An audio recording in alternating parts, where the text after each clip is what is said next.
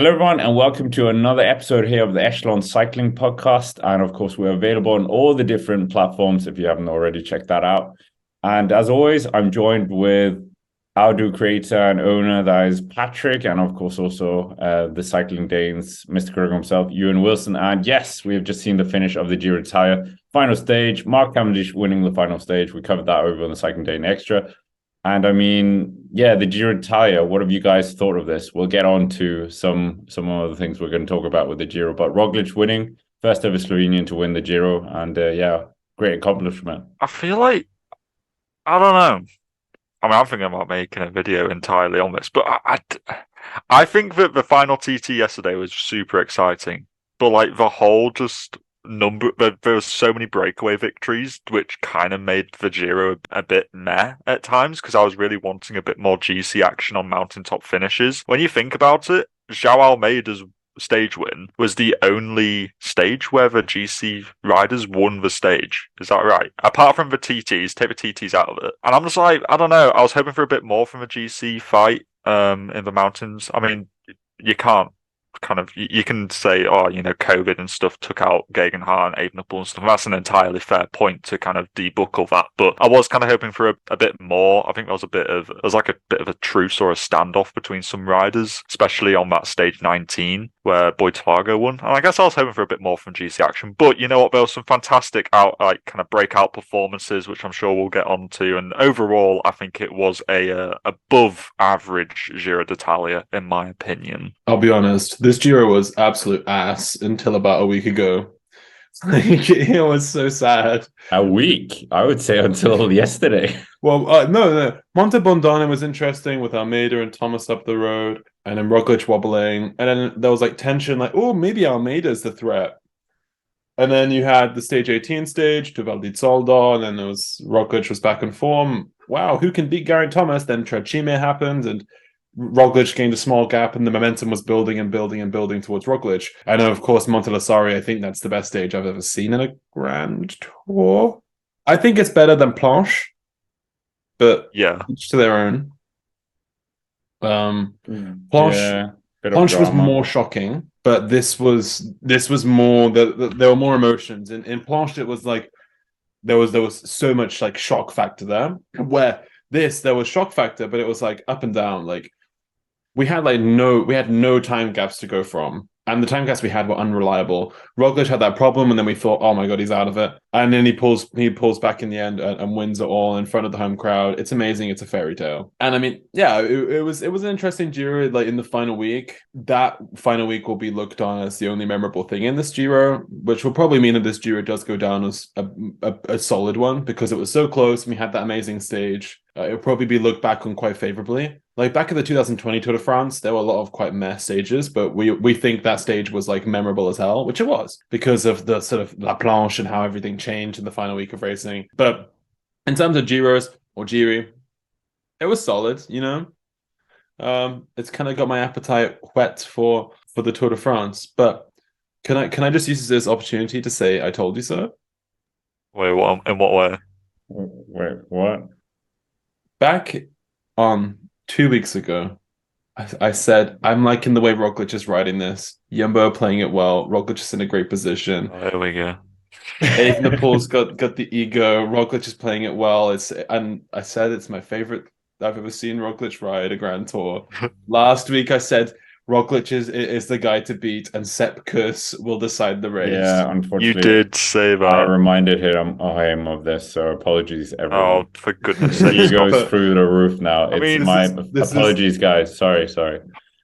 And then before the race, I mean, we were all pretty much in accordance that, and like it was going to be between Remco and Roglic, and anybody else didn't really have a chance. But it was Roglic out of those two, and this just proves that there's another Galactico race win here, where the trend continues, where a small pool of riders, Roglic, Remco, Pogacar, Vingegaard, Van Aert, Van der Poel, are winning every high-profile race. Whether it's a Monument or a Grand Tour, they seem to be winning it.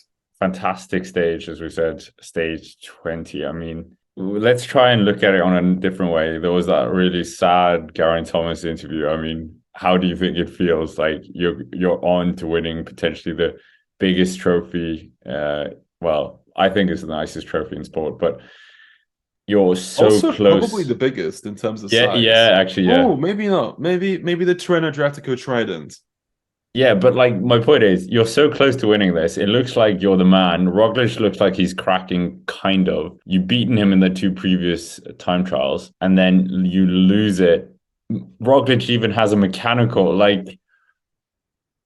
is there any way Geraint Thomas could have won this Giro d'Italia? We were kind of saying that, like, if Manus Kort could have lost Roglic the Giro if it was closer, because he took the bonus seconds on the stage before the time trial. So Roglic would have missed out on bonus seconds there. But yeah, is there any way Geraint Thomas can look back? He said he's glad it wasn't 4 seconds, rather 14 seconds. But I mean, still 14 seconds. We had that helmet change. We thought it was weird on stream, Ewan and I, changing aero helmet for a normal helmet. I mean, a lightweight helmet. It seemed a bit strange. He lost about, I don't know, 10 seconds doing that, or 6 seconds if we're being a bit on the lenient side. But yeah, is there anywhere you can think that he potentially could have won this?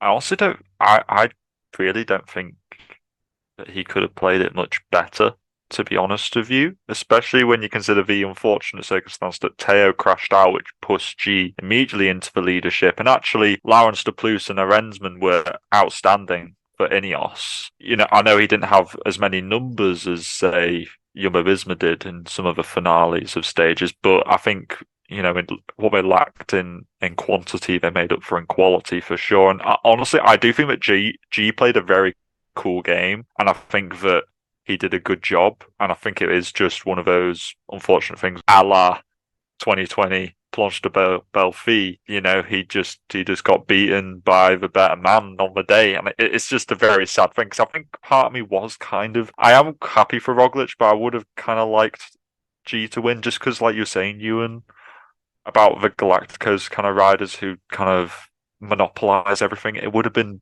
a little bit refreshing. I know it's like an Ineos rider, but still, like, I think G's quite a popular rider around kind of the cycling sphere, and I think that it would have been quite nice for him to win. But no, I don't really think that he could have gained an advantage anywhere else. I think he did quite a good job, to be honest with you. It would have been a little bit lackluster for him to win the Giro without winning a stage. I always feel like that's always a bit of a downer, to be honest. But a win's a win. It's very Froome-esque, isn't it? Froome 2017 is 2017 Froome. Boring. Legit. I mean, it was super tight for a while, but it's like there's no outstanding Chris Froome moment in that race because he didn't win a stage. I feel like winning a stage is like your crowning moment. Like Roglic, Roglic got his crowning moment on Montelasari, and it was great. But what would Thomas's crowning moment be? What would we look back on so fondly in that race as being like the peak Thomas performance? I don't know. It would have been popular, yeah, but like British cycling to win another Grand Tour with like one of the older guns, it would be nice to see. He's 37 years of age. It would have been a compelling narrative, but I feel like just the Roglic storyline is it was so powerful on the actual stage of Montelasari, like the way that he sort of bounced back from all this adversity, the crashes last year, the Tour de France and the Vuelta, everything as well with the whole time trial narrative with La Planche and how to win it on a time trial. Being so close to Slovenia, it was pretty much a home victory. It was, I feel like the narrative was just so perfect. But anyways, now after settling, the dust settling at the Giro d'Italia, I mean, we might as well. Who has been your breakthrough stars? Let's try and come up with 5 breakthrough stars of this year's Giro d'Italia. Derek G obviously is one of them. We flagged him up last week. Filippo Zana has a case as well, the Italian national champion. He was kind of here, there, everywhere, helping his teammates, and then even managed to get his highest Giro d'Italia, 4th attempt, first World Tour team, as we said, and then taking a stage win as well. I think Nico Denz, considering that he won 2 stages, he kind of has to be on there. Could you include Ben Healy as a breakout performance? He was kind of breaking out in the Ardennes, so it's kind of like I wasn't massively surprised when he won. I don't know. Grand Tour. I guess it counts, yeah. I guess it kind of counts. Jerseys don't. Yeah, it doesn't count. I was going to say Pina. Milan. But Milan was so. I feel like the only reason he won that jersey was because Mads Pedersen dropped out. It's I hate kind to of say it. No. Be real here. No, I don't think he would have won it. I don't think he would have won it because he's so bad at like the positioning. Mads Pedersen would have not beaten Milan on the stage that Ackerman won, nor the stage that Dainese won in Carola. I'm sorry, Yeah, Mads but he Pedersen climbs better. can't beat He Milan climbs like better. that. You would have done Peter Scan, but there were no so more hilly stages by the time Mads Pedersen pulled out. yeah, but are you putting him in the top 5 of, well, okay, 22, first Giro, winning the points classification and the stage. Yeah. I don't and know a why number of second places. I don't know Yeah. why I'm bad mouthing him because I've been talking multiple weeks, so going against my own thing. Yeah. I mean, to be fair, he was shocking in the final stage in Rome. Yeah, that was So I guess maybe terrible. recency bias of that, and Yeah, that was underwhelming terrible. performance might overhaul. Yeah. But anyone else climbing wise? Eddie Dunbar. Yeah, Eddie Dunbar. Eddie Dunbar. Big respect to my boy Munster. He was really good. Where did he finish? Was it 7th in the end? But I mean, still 7th. Yeah, I mean, his time trialing is his weakness, and it still is. And he shocking time trial on Montelasari, Freudian slip there. Yeah, he's a good climber, but just the time trialing just ain't there. But Dunbar was brilliant at Monte Bondone, fantastic there. Val di Zoldo was good as well. Lost time at Trecime Lavaredo, but he was good. He was aggressive as well on the stage into Bergamo. He was attacking up to Crans Montana as well. He was attacking there.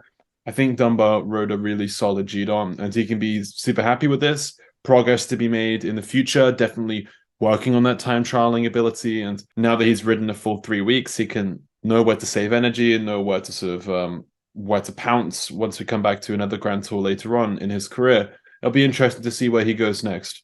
I mean, we can't include Joao on that white jersey finally and winning the podium, but not really breakthrough. Lawrence De Plus, Arensman, both of getting inside the top 10. I thought that was quite an impressive achievement, and it hasn't really been talked about. 3 Ineos Grenadiers. I think we're the only ones really talking about it. Ineos Grenadiers, 3 riders in the top 10. You don't often see that. No. I'll also go include Leknesund in there. I think he really kind of punched above his weight. There was no way out. If you would have said Leknesund's finishing top 10 in GC, I would have been like, no way. I was like, maybe like top 15. But honestly, I was so surprised by the performance of Leknesund. I think that was a really good performance as well. I know we were saying 5, but we're raking them in now. Yeah, totally agree on the Leknesund front. And he was so close to moving up in GC as well for Dunbar. It would have been a great pink jersey, a top 10 in the end. Really good stuff, and he's been promising so much for so long. So it's good to see him finally live up to this potential before he maybe leaves next year to Uno X. Watch all about that over on the Cycling Day main channel. Elsewhere, Marco Frigo. I don't think he's a top 5, but a top 10 breakout rider, definitely. Yeah. Well, and whoever's listening and watching, make sure to comment down below which one you think as well, or if you disagree with us as well. But I'm pretty sure that most people won't disagree with that. But Primoz Roglic, amazing win, etc., etc. The natural thing here, of course, Primoz Roglic, 3-time Vuelta a España champion, now Giro d'Italia champion. 2nd place on the Tour de France in 2020. Is he going to be the rider that completes the set? Can he ever win a Tour de France? Discuss. No. I'm going with no. End of segment. But I'll give my reasoning. There's something about Roglic and the Tour that just, I don't know, it just hasn't worked. It's got it. That's such naff reasoning. But you have to consider here that he beat Geraint Thomas here by what? 14 seconds. How many seconds did Jonas and Pogačar put into G at the Tour last year? 5 minutes? Yeah. So basically, you're basically saying that Roglic was just above G here. How big is that leap to get to Jonas and Pogačar? That's unassailable in my eyes. This is Roglic who, let's face it, by Roglic's terms, a fairly in terms of crashes and stuff and incidents, was fairly good. You know, Roglic usually has some more serious crashes. I know he did have some, but I think this was a relatively unscathed race for Primoz, and I don't think that he can take it to Pogačar or Jonas, because if he's only just beating Geraint Thomas, God help him. To be honest, that's my reasoning. I don't see it. He's cursed of a tour. You and with your Slovenian flag in the background, what do you think? Yes or no? No, I don't think he will. Well, I'm not like I'm thinking yes, but yeah. No, well, I mean, similarly, I just think Pogacar Vingegaard at a point that's too unassailable, particularly when Vingegaard and Roglic are riding for the same team. When's he going to get the chance to shine? Maybe if Vingegaard has a crash one year or can't make the tour, maybe.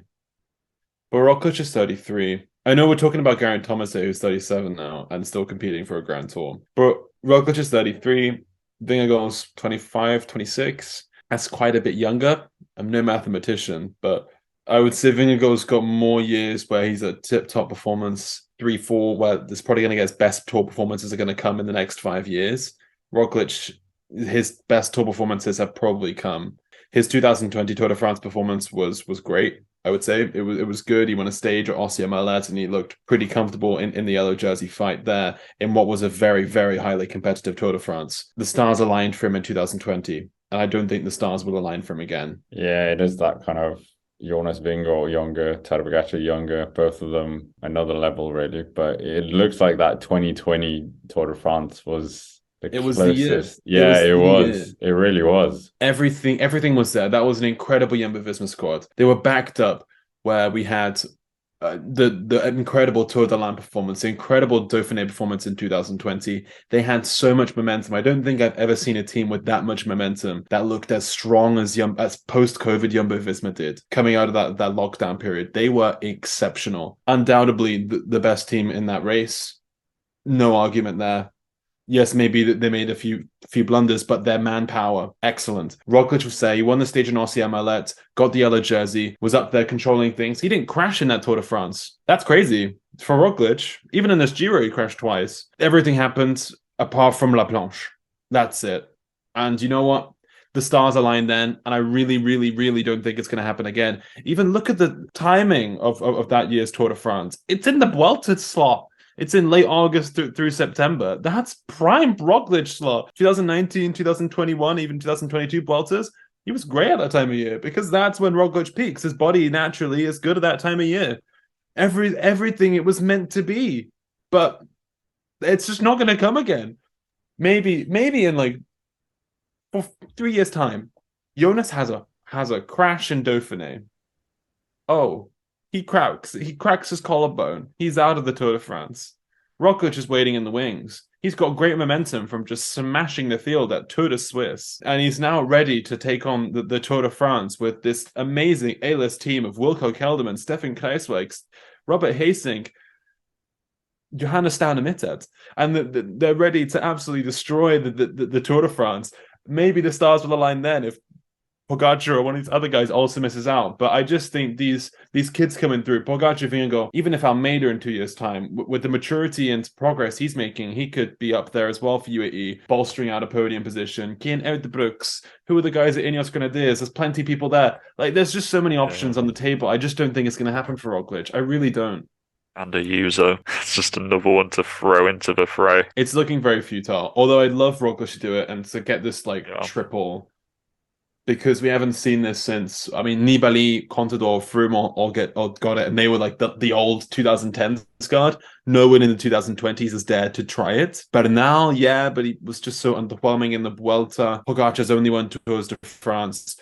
Vingegaard is probably only going to win Tours de France for the next 3 years. Roglic is the only candidate we really have right now to do so. That's actually a really good point, because you do forget that the feat of having all three of the Grand Tours and Pogacar and Vingegaard being the names that they are, they will get sent to the Tour because that is the biggest exposure event that our sport has to offer. So therefore, why wouldn't they get sent there? Why would they say, you know what, this year? Wild idea. Giro Vuelta. Let's just do that instead. It's kind of like... But what do you reckon? Roglic goes to the Vuelta this year? And breaks the record now? I think he'll break the record if he wins a fourth. I could see that happening. Without Remco, because Remco's not going apparently. Why not? Because Patrick Lefevre says, "Oh, sorry. Hold your metaphorical horses. If anybody's going to do it, I would say Pogacar, Because I think Vingegaard, Jumbo, we know rigid. I know some of you guys in the comment section will be tippity tappity typing about how much you hate these when I say that they're rigid. But they are. You know, the one time they win a Giro is when everything was super fluid and not rigid. Crazy. But yeah, in terms of Vingegaard, he'll be there for the Tour de France. That team is always targeting the Tour de France. UAE, I feel like they have, once Ayuso is right up there and Almeida, they might send him to the Tour de France one year. Almeida said in the interview, "Oh, I might be back in Italy next year. I might not. Who knows? He might be going to the Tour de France next year whilst Pogacar does other things. The Giro d'Italia might be starting in Slovenia over the next 2 years. That's the rumor on the streets. That the Grande Partenza could be in Slovenia very soon. That would tempt Pogacar to come. Slovenia and Italy very closely tied culturally and historically. Also, the team he rides for UAE is an Italian team. Yes, they have the UAE name, but it's an Italian team at its core. It makes a lot of sense for him to go to the Giro. Well, Jonas, it doesn't really. And then all Pogacar has to do is win the Vuelta. And to be honest, he could do that this year. But nevertheless, Remco Evenepoel, as we know, the world champion, wearer of the Mayo, so winning 2 stages at the Giro d'Italia, but got COVID. And now we had a video here on the channel, special one. Would he go to the Tour de France? But yeah, guys, it seems like we don't know what he's doing at all now. I mean, yeah, because Lefebvre pretty swiftly put to bed the thoughts that Remco's going to be going to the Tour. He was like, nah, it's not happening. So everybody quickly was deflated by that immediate, just pop that bubble out of the sky. Lefebvre did. But yeah, like you're saying, I mean, if he's not going to the Vuelta, then what's he going to do? Like, properly go hard for Worlds? I don't get it. What are you saying? Well, Patrick Lefebvre said that why would we send Remco to the Vuelta if he's already won it? I don't understand the logic here. He's already won it. We want to target new things. So why send him to Liège? I know, it doesn't make sense. Why go to Worlds? Why go anywhere? He's won a lot of races. That he's going to Tour of Britain. What? Why?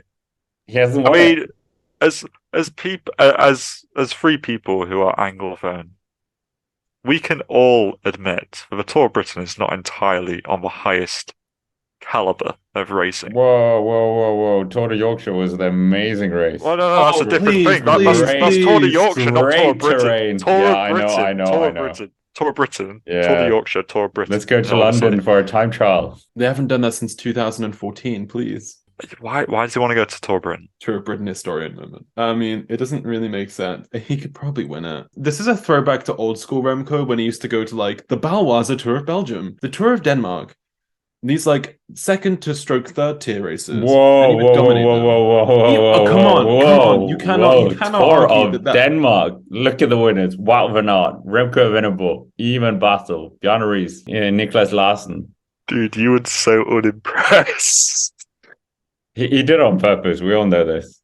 No, I was being realistic. Okay, Tour of Britain. When you look at the list, it's quite impressive. You got Mathieu van der Poel, you got Wout van Aert, you got Julian Philippe in recent years. So it's not exactly like it's nobody winning the race. Tour of Britain benefited from the fact that the Montreal races were cancelled. Let's be real. That's why the 2022 start list was poo. It's because back when the Montreal races were happening, no one cares about the Tour of Britain. Pogacar, Van Aert, all those guys, they were all in Canada this year. They weren't at the Tour of Britain racing against Tom Pidcock and Sam from down the road from Scarborough. No, it's just not. Gonzalo Serrano. My man's surname is Ham. Like, be real.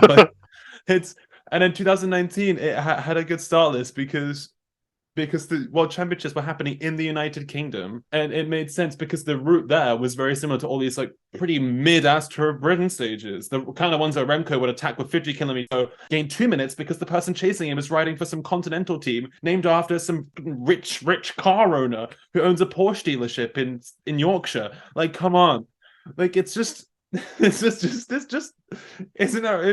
nonsense debate. There is an ass race, and Remco Evenepoel should not be touching it. This man is going to be a former world champion. He should have a restraining order on that race. Imagine if he goes, Remco Evenepoel will have to set foot in Harlow and Essex. I feel sorry for him. Yeah, I'm not gonna. Well, to any new listeners, I'm just going to point this out. Ewan's actually from the UK. He might not like the UK, but he is, unfortunately. He's still waiting for France to give him a passport from them. But never mind. Focusing on Remco, world champion, not showing off the jersey. It's a shame. We know that I want him to go to the tour to show off the jersey. We've had the debate over on the other video on that, but it just seems like it's fizzling out, this world championship now. Yeah, it does kind of seem that way. I don't know. Like, could Remco just do some kind of new thing where he just goes to like the Italian calendar, the autumn kind of classics and stuff? That's always kind of like a nice little footnote. But I don't want to be like disrespectful towards like Il Lombardia and stuff. But if he wins Il Lombardia, I'm just a bit like, cool.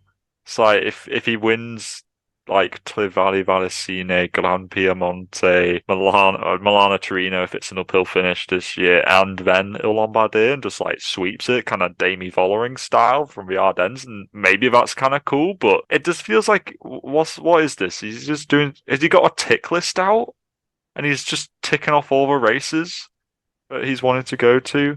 But yeah, because like you were saying, like, oh, he's already world champion. Why would you bother going to world championships again? You've already done it once. That's just a waste of energy. Is this just 2021 all over again? Where it's just like a write-off of a season? We have to wait for prime Remco again? Does Remco only appear in years of even numbers? Is this now a thing? Next year's Tour de France will begin in Italy. Probably a route that could suit Remco. A final day time trial at the Promenade des Anglais. It could suit him. All this Remco chit chat it's simply exhausting. Like, we go through so many, like, it's like mental gymnastics with like Patrick Lefevere and all these comments that he gives, and Remco's changing schedule all the time, and all this like hype and like expectation. Remco is now older than Pogacar was when he won his first Tour de France. He's not a kid anymore. He's getting closer and closer to the age of 25. And he's letting all these like races and so forth slip him by because Lefevere and himself, he's holding himself back as if he's going to sort of win them one day without any competition. It's the year 2023 and we haven't seen Remco really clash against Pogacar. Yeah, I mean, we were supposed to at Liège, but we haven't seen that. Remco is going to be 23 this summer. Well, he's 23 right now. Still hasn't raced the Tour de France. Next year he'll be 24. Still hasn't raced Tour de France. We're running out of time, really. He is 23 years of age. He's only finished one Grand Tour. You're just getting kind of like teased along by Lefevere, like a duck being taunted with a loaf of white bread. Just kind of being... White bread. Just being taunted by Lefevere, just like, oh, you know, Remco will go to the Tour eventually, but, oh, it's not this year. Oh, it's not next year. But yeah, you're right. Like, when is it going to go? It's like, by the point when Remco actually goes, Lefevere's going to be like, he's going. And everyone's going to be like, we don't care because you've put it off for so long that it's lost its edge. And we don't actually really think it's that special now. It's like, we wanted this 2 years ago. If he went this year, I don't really think he'd do much. I feel like it does make sense that he probably goes next year. World champion. He's not going to be world champion next year, probably. Well, depends. I mean, we'll go on to that. Depends if we can get a hotel room. Yeah, okay. And a visa. Yeah, here we go. We might as well start with it. Let's go with this. The World Championships is, of course, in Glasgow. Many people, including myself, is quite annoyed that they moved it from the original spot, but maybe that's because they don't want a Yorkshire scenario with a lot of rain. But equally, they're also doing this unique thing where they're putting everything, all the events into the same week or something. And I mean, yeah, you talked about it over on the stream on the Cycling Dane channel. It looks like it's going to be a bit of a headache.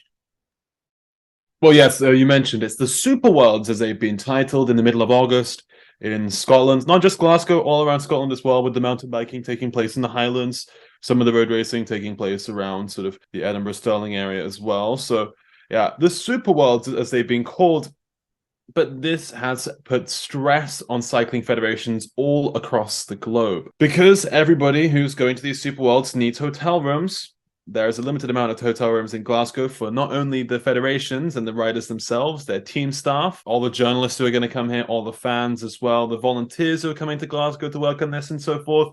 There's an awful lot of people who are involved and have an interest in them moving into Glasgow for this event. This has meant that hotel rooms are incredibly hard to get, or they are incredibly expensive. particularly if you're looking up towards Fort William, like around there where the mountain biking is. It's so expensive normally, and now it's astronomical. They're saying that it's, well, a report by Chris Marshall-Bell, who's now on the Radio Cycling podcast, is saying that the hotel rooms are looking towards £300 per night. That's roughly €350, $350 per night for a room at a hotel. On top of this, for a lot of international people, either from, I believe, from outside the European Union, some even from inside the European Union, will now have to go through administrative barriers as well, given the implications of Brexit. Well, you now have to pay for a visa waiver, whatever it is, the paperwork. I'm a little bit unsure about it, but our federation's coming forward and saying that it's costing roughly £100 per person. Once again, that's about 125-ish euros, dollars per rider. Add on the staff members, add on these people who are also coming to this event. This is becoming incredibly expensive, and in response, a number of federations are stripping back their approach to the Glasgow World Championships.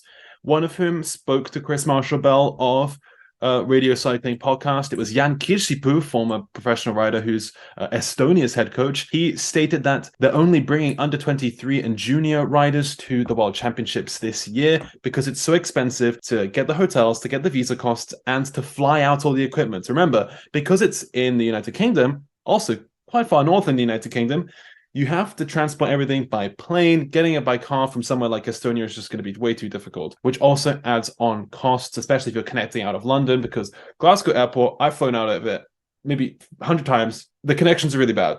It's like there's a very limited scope of places you can fly to. So you're most likely connecting out of London. So it's going to be extra costs as well from getting to London, then transporting everything further north.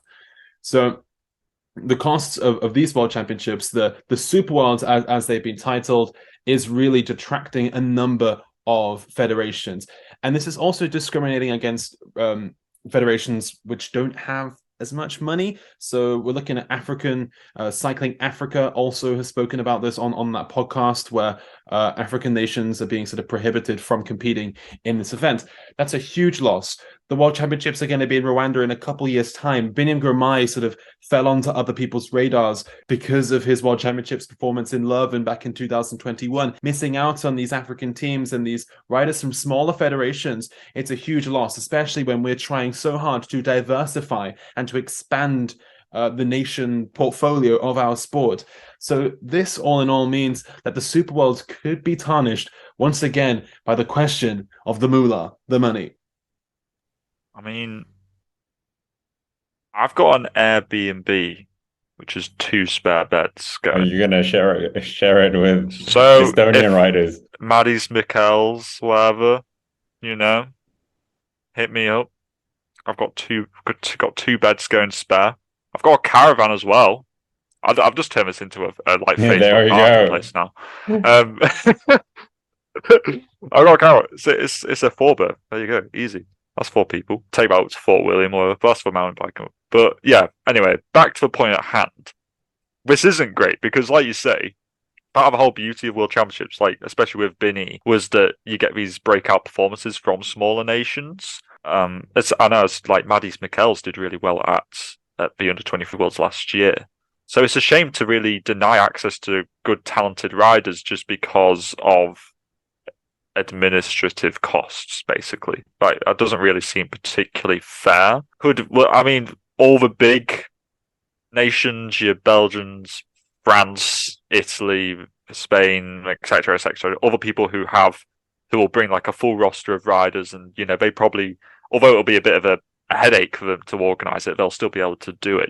Is it just going to lead to a World Championships which is even more heavily dominated by these teams because they actually have the funds to field all of the riders and all of the Swan years and etc., because that does make a difference in a rider's preparation if you can't bring your chef or your team doctor or your what X, Y, and Z. There's a lot of kind of support roles. Essentially, it's like trying to go to a music concert without audio technicians or something like that. It's a bit, you're missing part of a band basically going into it. So that's not ideal because I didn't know about this. So hopefully, I don't know, can the UCI supplement? I mean, there's been a number of reports coming out this week about the UCI, David Lapartian, and a number of sort of questionable decisions, financial and administrative, that have been made in the UCI over the past sort of year or two. I don't think that they're sending out any support. I believe actually the federations are annoyed that the UCI is not responding to their sort of quarrels about these problems with getting hotels, sourcing out all these visas and administrative and legal sort of processes. I remember back in the 2014 Giro, we had the Colombian team who struggled to get paperwork to race when the race was in the United Kingdom back then. They almost got denied their place at the Giro with like a week to go because they didn't have the right paperwork. It will be a shame if people can't come in because of sort of passport problems or visa problems and so forth. It is just a huge problem. Also, there is another aspect to this that I want to talk about with the Super Worlds, and it's the fact that everything's happening in one go. So you have riders out there like Mathieu van der Poel, a Tom Pidcock, who might want to do the mountain biking in the Highlands one day, and then they have to compete in the road race or the time trial. It's all happening at the same time in the same month. It's going to be really hard for them. I believe Pippo Ganna could be competing on the Friday on the track and then on the Sunday on the road. It's huge. One day he's going to be in the velodrome in Glasgow. Then the next day he's racing up to Stirling Castle. Well, 2 days later racing up to Stirling Castle in the TT. It's just so hard for these riders who want to do multiple disciplines at the Worlds. I think it's really going to disadvantage them. On top of, I mean, all this like money talk that we have here, like the riders who want to do here, that, and everything. It's just going to be tough. And maybe for these riders from smaller nations, that's a way for them to save money. If they want to enter the World Championships, someone from a smaller nation may have to sort of jump in, do the track, and then 1 minute do the road race. Like, it's tough. I don't think it's going to be a success story World Championships. They're experimenting, yes, but I think this experiment is going to grossly backfire. A lot of the riders were annoyed anyway because their whole schedule has been torn apart for 1 year. Where no discipline is happy because all the disciplines are now in the middle of August, when the road race World Championships used to be in September, the track ones used to be in April. Like, they've all moved around. And for what? Just so you can have this big event in Scotland for everyone to sort of like, what was wrong with the format beforehand? Yeah, on the ground, it's probably going to be great. It's going to feel like the Olympic Games. But for all these athletes and just the longevity of this idea, I think it's going to flop. It's definitely built for the spectators, isn't it? Yeah. And I mean, completely agree. Like, with everything you just said, it is such a bad idea. For the spectators, it will be fantastic. Like, you got all the sport happening in one go. I was in Glasgow for the 2014 Commonwealth Games and the 2018 European Games, which included the European Cycling Championships, road and track. And the atmosphere there was great. The fact that you could sort of see all these events and do all these activities was incredible, and Glasgow really rises to the occasion. No doubt about it, it'll be a great host city. As a fan, it'll be bliss. But I think behind the scenes for everybody else, for the actual sort of structure of this event, it's a mess. Yeah, I think we all kind of agree on this. But yeah, Glasgow should be a blast, and Patrick's going to be there as well. So we're probably going to get something with Patrick there. I can't wait. But I mean, there was other racing going on here as well this week, not just the Giro d'Italia. There's a race that Ewan's going to talk about, a French one. Tour of Norway has happened as well. And Thibaut Ness, the son of Sven Ness, took a stage win. And is he the star of the future now? Well, he's been for quite a while. He's definitely a one-day racer, I think, of the future. Like a real cobble star, like Ardennes as well. I think that he's going to be a real talent in the future. I can't wait to see what he's going to do. If he's doing things at the Tour of Norway like this, he's looking so strong, and I can't wait to see what he's going to do. Hopefully he'll just go from strength to strength.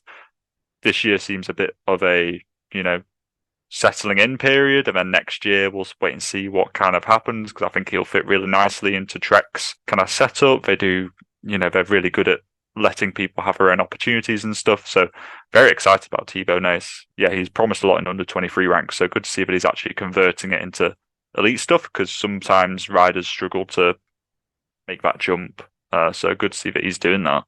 Yeah, absolutely. The first stage was a pretty cool profile. I'll give you that. The short prologue with a kicker at the end. The Florian Hill that was used back in 2017 at the World Championships. Great TT as well by Attila Valter as well, right up there in the standings. But yeah, I mean, a lot of really strong riders who a lot of strong young riders who are sort of right up there in the mix. Ben Tollett, Magnus Sheffield, Matthias Vacek, Thibaut Naes, and the Johannessens. I'm starting to think that they're aging out of that young prodigy role very soon. It was also good to see Mike Turnison win a stage. I know this is a really rogue choice, but seeing Mike Turnison win a stage was just so heartwarming because, I mean, he was great in 2019, 2018, great rider.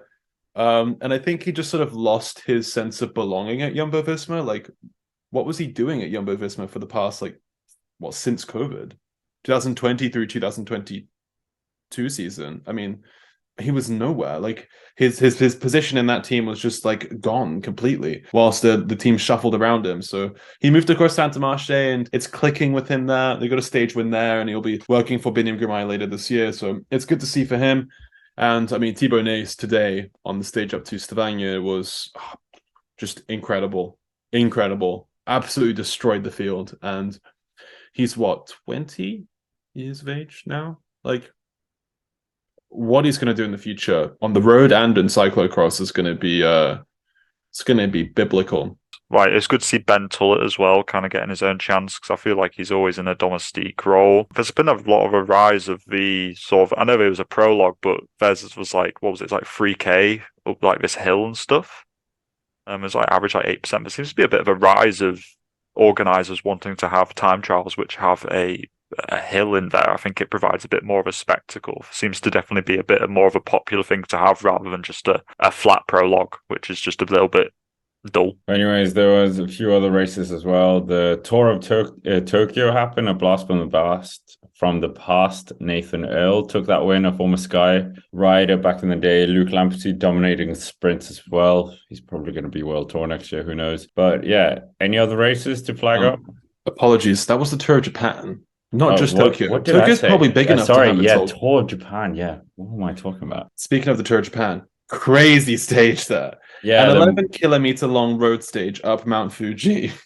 11-kilometer long road stage. Yes, not a time trial.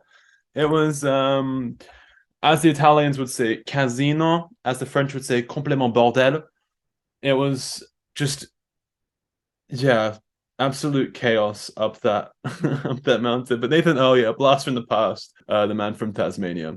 Also looking towards other races as well. Let's begin with the Alpe Tour. Good one for the kids. This has historically been a popular race among youth sensations who usually throw their name into the ring and get something big out of that race. This year it was all about Lennart van Eetveld, who actually rode a really strong couple of stages earlier this year in Mallorca.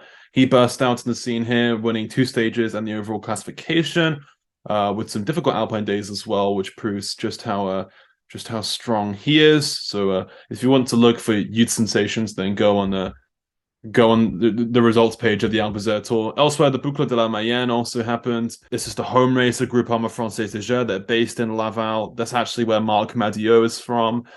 It's also where Laurent Jalabert is from, and where Tadej Pogacar won the time trial of the 2021 Tour de France. And it all began with a time trial, and Ivo Oliveira took his first ever professional victory, I believe, there. The day after, Oya Lazcano took the overall lead with a breakaway, making a name for himself as Oya Lazcano. Remember, he was in the podium back at Dwars door Vlaanderen, bit of a cult figure now in the sport. Arnaud Démare took the second stage, asterisk, with the prologue, which is good news for Groupama because they desperately want to get success out of this race. The team is literally this is one of their biggest goals of the year. And the final stage, back to Laval, was won by Arvid de Klein, who's having a great season. He won Milano Torino early this year. So Arvid de Klein and Tour de Pro Cycling proving once again that they are a pretty strong force. In the overall classification, Oya Lazcano took the overall standings with Arnaud Démare in second and Alex Zingler in third. It's also great, Lazcano. He's 23. I thought he was older, kid you not, 5 years older or something. It's insane. He's 23, and also Van Eetveld, he's going to the Tour de Suisse provisionally. that's quite cool. Looking forward to seeing what he's going to be doing there, especially when you consider there's so many big names going, and he's been quite consistent in just like GC performances against some of the big dogs as well. So yeah, and Axel Zongler, he's going to the tour, I think. So looking forward to seeing what he can do. There's just a lot of kind of like hype building around all these riders getting good results, and it's coming towards a very big monumental part of the season where they'll go to a Dauphiné, a Tour de Suisse, and maybe some of them will go to the Tour as well. And it's all just very bashing around my head trying to keep tabs as to who the next big prodigies are. It's exhausting, but it's a fun kind of exhaustion to go through. Probably. But anyway, up to say Tour again, that race. Yeah, Rider of the Week. Patrick is suggesting that we're going to do, instead of Rider of the Week, we're going to do our Rider of the Giro. So the full 3 weeks. Who do you think is the Rider of the Week? And yeah, don't just say Primož Roglič. That's too easy. Where we're doing a Rider of the Week and then a Rider of the Giro? No, Rider of the Giro. Rider of the Giro. So it's... Oh, tricky. Yeah. I feel like there are some names. I mean, I kind of want to say like an understated sort of a Rensman, the Plus, Leknesund or something like that. But I feel like I'm going to go a little bit wild. I don't know. I can't. It's going to be my second Frenchman. I'm actually going to pick Thibaut Pinot as my rider of the Giro because I really wasn't expecting too much from Thibaut Pinot this Giro. And I remember I said, I think one of them last week, I was like, what is he doing? Why is he not losing time going for KOM? He's not going to get KOM if he keeps hanging around the GC battle. But actually, he's proven me wrong. He's done both. He won the Maillot Legere and he also finished, what was it, fifth? Fifth in GC. And I'm like, you know what?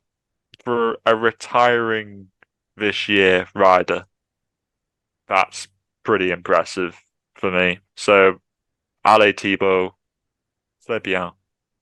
And hopefully he's very appreciative of this.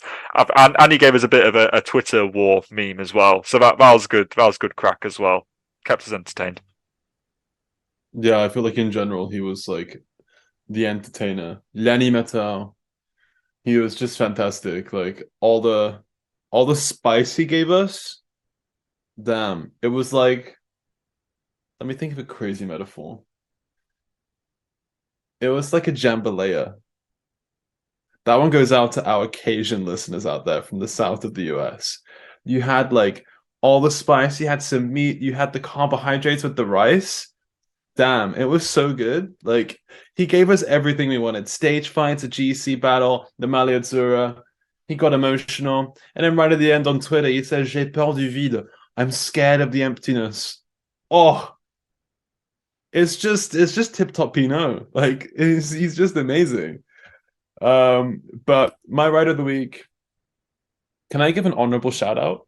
Well, it's not Rider of the Week. It's Rider of the Giro. Can I give a shout out to my honorable rider of the Giro?